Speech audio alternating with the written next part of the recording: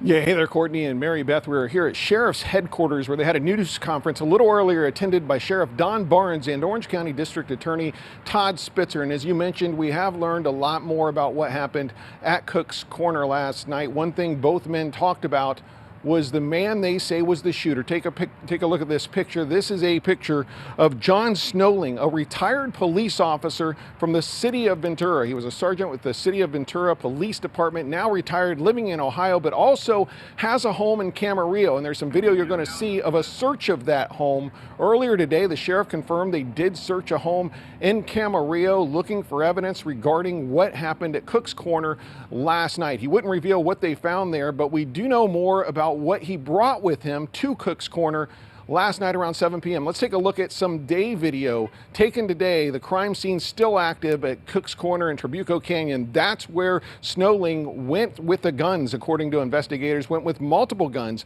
Last night, he had 3 handguns with him and a shotgun, according to the folks at the news conference today. They say he went inside on spaghetti night. There was a number of people there. There were people inside eating. One of the people in there eating was his estranged wife, someone he is going through a divorce with right now. She was having dinner with a female friend. The sheriff said that the ex-police officer walked into the restaurant part of the bar there where his estranged wife was eating, had 2 handguns in his hand, and went directly towards his estranged wife. When he arrived at the location, it was very clear based on his intent and our interview of witnesses that he walked directly to her. There was not a discussion, a dialogue, or an argument. He immediately fired upon her, striking her once. He immediately fired upon her, the lady who was joining her for dinner that night, striking her at least once, who later succumbed to her injuries when she exited the establishment out on the roadway.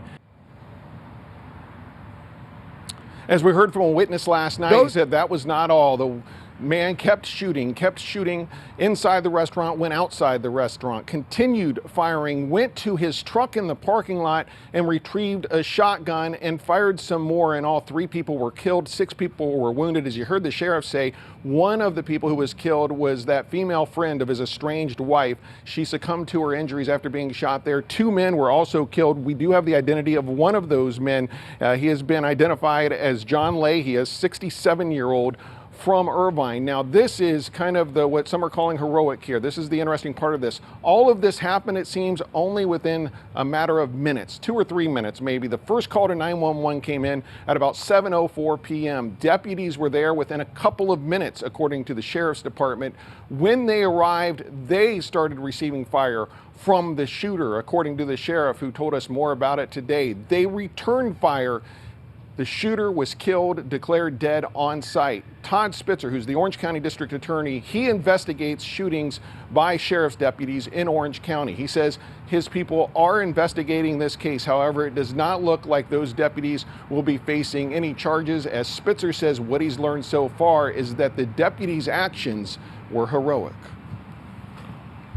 Those deputy sheriffs took the action that was necessary to take out the suspect, to stop the danger, and they were taking fire. And they didn't back down, and they did what they were trained to do, and for goodness sakes and for God's sakes, I am so grateful and thankful. In all, he says 7 deputies fired back at that shooter last night when this happened. For now, reporting live here in Santa Ana, I'm Chip Yost, KTLA 5 News.